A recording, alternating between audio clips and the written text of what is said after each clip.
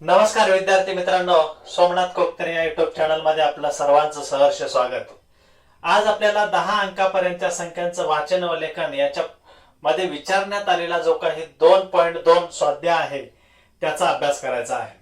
आजचा डिजिटल बोर्डवरचा हा पहिला लेक्चर आहे। यामध्ये स्वाध्याय 2.2 नेमकं कशा पद्धतीने विचारलेला आहे त्याचा आपल्याला या ठिकाणी अभ्यास करूया। बघा, 10 अंकापर्यंतच्या संख्यांचे वाचन व लेखन स्वाध्याय 2.2 यातला पहिला प्रश्न जो आहे तो पहिला प्रश्न विचारलेला आहे। ही संख्या दिलेली आहे, काय दिलेली आहे? एक संख्या दिलेली आहे। आता बघा, प्रश्न 1 ही या ठिकाणी संख्या दिलेली आहे आणि अक्षरात लिहा असं म्हटलेलं आहे। कशात लिहायचंय? अक्षरात लिहा। आता बघा, इथं एकक, दशक, शतक, हजार, 10,000 आणि लक्ष। मग कोणता पर्याय बरोबर असणार आहे सांगा बरं मला। यापैकी कोणता पर्याय बरोबर असणार आहे? कमेंट बॉक्स मध्ये टाइप करा तुम्ही। ओके, एकक, दशक, शतक, हजार, 10,000 आणि लक्ष यामध्ये जो पर्याय बरोबर आहे तो आहे 9,90,999। बघूया आपण याचा पर्याय जो आहे तो बरोबर पर्याय बघूया। 9,90,999 हा पर्याय बरोबर आहे।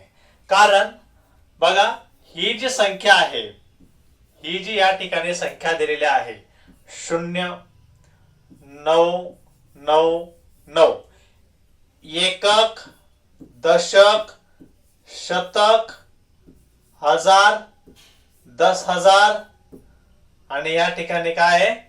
लक्ष। म्हणजेच 9,90,999 या पद्धतीचा हा पहिला प्रश्न आहे। नेक्स्ट क्वेश्चन बघा काय विचारलेला आहे। सर्वात मोठ्या 7 अंकी संख्येपेक्षा सर्वात मोठ्या 7 अंकी संख्येपेक्षा लहान असलेला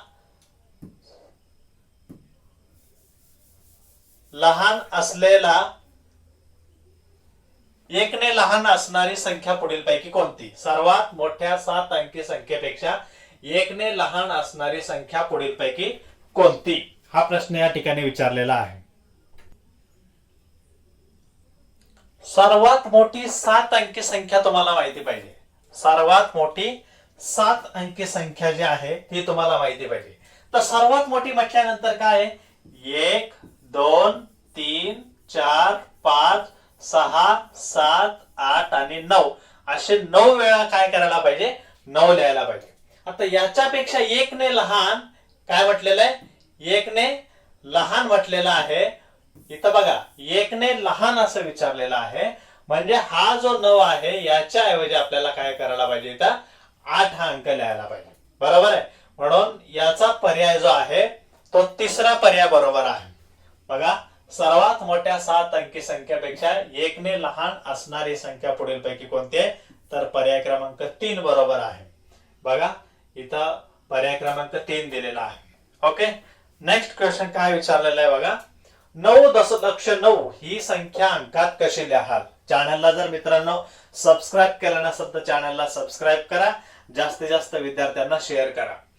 9,9 ही संख्या आपल्याला अंकात लिहायची आहे। 9,9 9,9 ही संख्या अंकात आपण कशी लिहाल?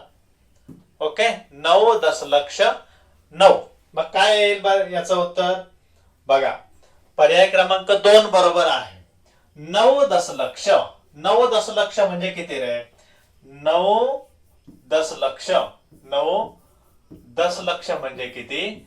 तर 90 लाख काय येणार आहे? 90 लाख येणार आहे। 9 दशलक्ष म्हणजे 90 लाख आणि 9 दशलक्ष म्हणजे लक्षात घ्या 90 लाख 9। ओके, नेक्स्ट क्वेश्चन बघा। 70,07,000 ही संख्या लिहिताना ईश्वरीने, प्रश्न नीट वाचायचा। प्रश्न काय करा? नीट वाचा। 70,07,000 ही संख्या लिहिताना 70,07,000 ही संख्या लिहिताना ईश्वरीने दोन्ही सातच्या मध्ये एक शून्य कमी लिहिले तर तिने लिहिलेली संख्या दिलेल्या संख्येपेक्षा कितीने कमी किंवा जास्त आहे. 2021 ला विचारण्यात आलेला हा क्वेश्चन आहे. 2021 ला हा प्रश्न विचारलेला आहे की 70,07,000 ही संख्या लिहिताना ईश्वरीने दोन्ही सातच्या मध्ये एक शून्य कमी लिहिला असेल तर तिने लिहिलेली संख्या दिलेल्या संख्येपेक्षा कितीने कमी किंवा जास्त आहे. आता त्याचं जे उत्तर आहे त्याचं उत्तर तुमच्या लक्षात आलेलं असणार आहे, बरोबर.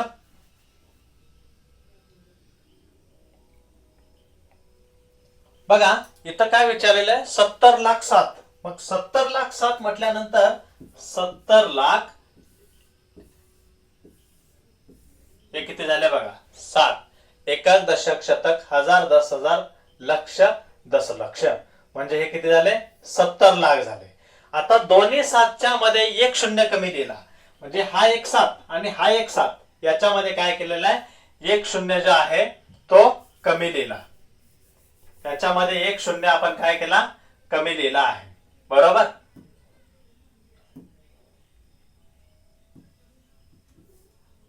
म्हणजे 1 2 3 4 5 5 शून्य आहेत. किती शून्य आहेत, 5 शून्य आहेत. तर आपल्याला या ठिकाणी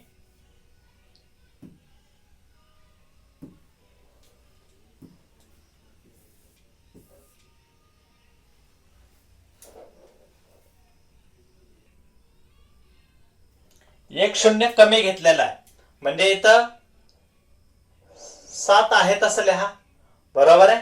त्यानंतर 1 2 3 आणि 4 इथं 5 शून्य आहेत, इथं एक शून्य कमी द्या आणि इथं काय करा 7 लिहा आणि यांचे काय करा वजाबाकी करा. बघा 7तून 7 गेले शून्य, इथं शून्याशी शून्य, शून्य शून्य शून्य. त्यानंतर इकडनं एक हातचा घेतला, हे किती झाले 10. 10 मधून 7 गेले किती राहिले 3 आणि हे किती झाले 6. म्हणजे 63 लाखने काय झालेलं आहे, कमी झालेलं आहे. 63 लाखने कमी झालेलं आहे. 70,07,000 ही संख्या लिहिताना ईश्वरीने दोन्ही सातच्या मध्ये जर एक शून्य कमी लिहिला असेल तर ती जी संख्या आहे ती 63 लाखाने काय झालेली आहे, कमी झालेली आहे. ओके, नेक्स्ट क्वेश्चन बघा. ही संख्या जी आहे ही संख्या आपल्याला अक्षरात विचारलेली आहे. ही जी संख्या आहे ती काय विचारलेली आहे, अक्षरात विचारलेली आहे. बघा ही संख्या अक्षरात कशी लिहा. इथं बघा एकक, दशक, शतक, हजार, 10,000, लक्ष आणि दशलक्ष, म्हणजेच काय येणार आहे याचं उत्तर. याचं काय उत्तर येणार आहे 99 लाख. याचं उत्तर काय येणार आहे 99 लाख येणार आहे. कारण एकक, दशक, शतक, हजार, 10,000, लक्ष आणि दशलक्ष म्हणून 99 लाख हे त्याचं उत्तर आहे. ओके, नेक्स्ट क्वेश्चन बघा. सर्वात मोठ्या 10 अंकी संख्येचे योग्य वाचन दर्शवणारा पर्याय निवडा. सर्वात मोठ्या 10 अंकी संख्येचे. आता 10 अंकी संख्या जी आहे ती 10 अंकी संख्या ही 10 वेळेस काय करायला पाहिजे 9 तुम्हाला लिहायला पाहिजे, बरोबर आहे की नाही. 10 अंकी सर्वात मोठी म्हणजे 1 2 3 4 5 6 7 8 9 आणि 10.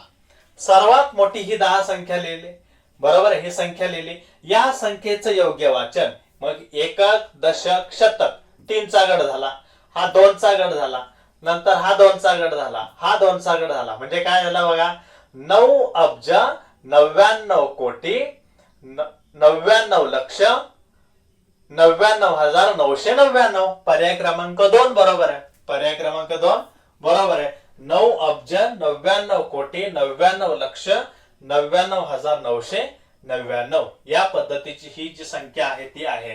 कारण आपल्याला सर्वात मोठी 10 अंकी संख्या विचारलेली आहे. एक अंकी म्हटलं की आपण काय करतो, एक अंकी म्हटलं की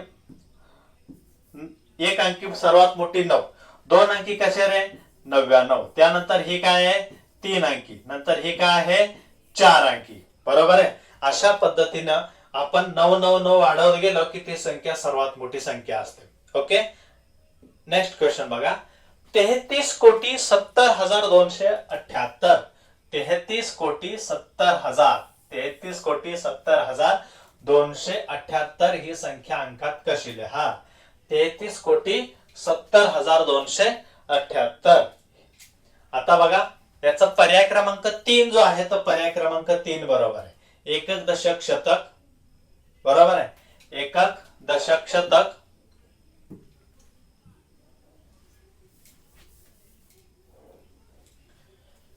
एकक दशक शतक हजार दस हजार लक्ष दशलक्ष कोटी दस कोटी म्हणजे 33,70,278 अशा पद्धतीनं हा पर्याय जो आहे तो बरोबर येतोय. आता 8वा प्रश्न बघा कसा आहे. एका 9 अंकी संख्येत 10 कोटी स्थानावर 7 हा अंक आहे. लक्षात घ्या, एका 9 अंकी संख्येत 10 कोटी स्थानावर 7 हा अंक आहे. उर्वरित सर्व स्थानावर 0 हा अंक आहे. 10 कोटी स्थान जो आहे ते 10 कोटी स्थान महत्वाचं आहे. आणि त्या संख्येचे वाचन दर्शवणारा योग्य पर्याय कोणता, असा प्रश्न जो आहे तो आपल्याला विचारलेला आहे. आता इथे 7 अब्ज म्हणजे किती? 10 अंकी संख्या आहे. 7 अब्ज किती होणार आहे? 10 अंकी संख्या तयार होणार आहे. बरोबर आहे, 10 अंकी संख्या ही 7 अब्ज होणार आहे. 70 कोटी जे आहे याचा आपण विचार करूया. 7 कोटी ही जी संख्या आहे ती आपल्याला या ठिकाणी 8 अंकी तयार होणार आहे. ही 7 कोटी काय होणार आहे? 8 अंकी संख्या तयार होणार आहे. आणि 77 कोटी जे आहे, 77 कोटी ही 9 अंकी संख्या तयार होणार आहे. परंतु या ठिकाणी ज्या वेळेस आपण विचार करूया 70 कोटी हा जो पर्याय आहे याचा आपण जर विचार केला, आपल्याला प्रश्न काय आहे? एका 9 अंकी संख्येत 10 कोटी स्थानावर 7 हा अंक आहे व उर्वरित सर्व स्थानावरती 0 अंक आहे. 10 कोटी स्थानावरती 7 हा अंक बरोबर आहे. आता उर्वरित सर्व स्थानावरती 0 घेऊया. ओके, 1 2 3 4 5 6 7 8 बघा, 3 चा एक गट, 2 चा एक गट, त्यानंतर या ठिकाणी 2 चा एक गट, म्हणजे या ठिकाणी सगळीकडे 0 0 दिलेला आहे. म्हणून 70 कोटी हे बरोबर आहे. आणि 77 कोटी जर आपण घेतलं तर मग काय होणार आहे? इथं 77 होणार आहे. आणि मग त्या ठिकाणी प्रत्येक स्थानावरती 0 जे आहे ते येणार नाही. म्हणून हा पर्याय जो आहे तो बरोबर आहे. लक्षात आलं? हा जो पर्याय आहे तो करेक्ट आहे. ठीक आहे, नेक्स्ट क्वेश्चन बघा काय विचारलेला आहे.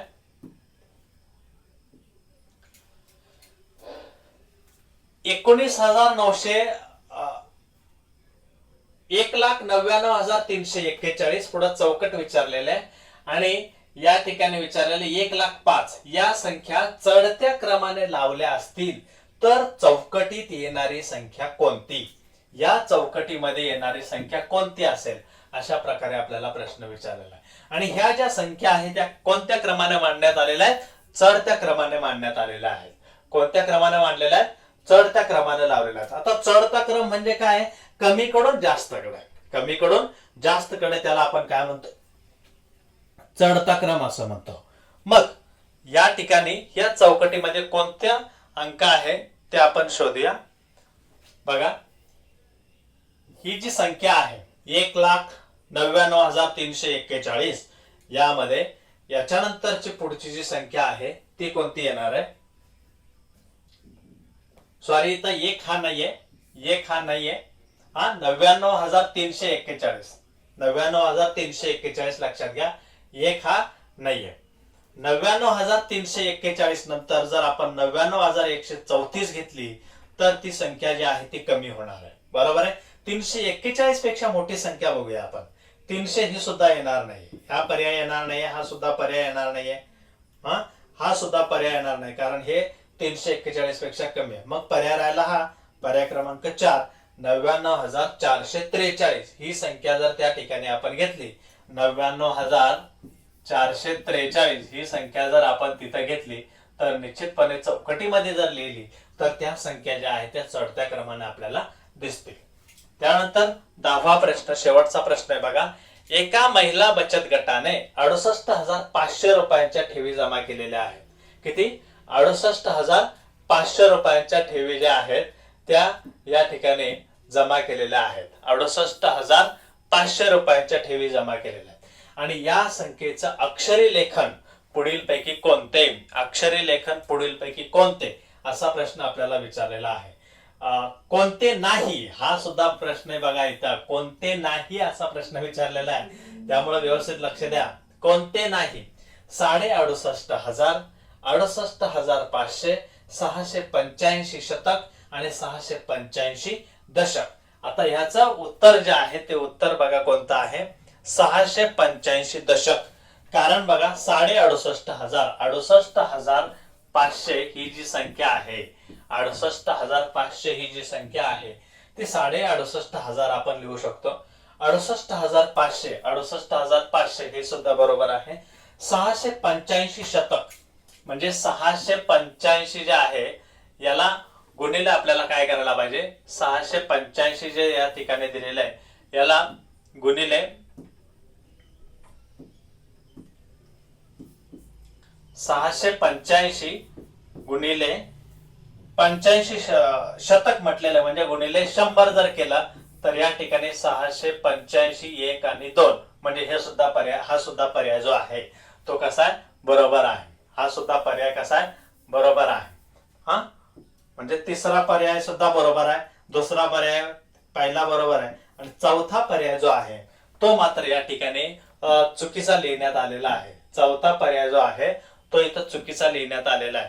कारण 685 दशक म्हटलं की 1 शून्य त्या ठिकाणी कमी होणार आहे. लक्षात आलं? अशा पद्धतीनं हा जो काही स्वाध्याय 2.2 जो आहे तो आपल्याला या ठिकाणी विचारलेला होता. याची जी उत्तर आहे ती स्पष्ट करून मी तुम्हाला सांगितलेले आहेत.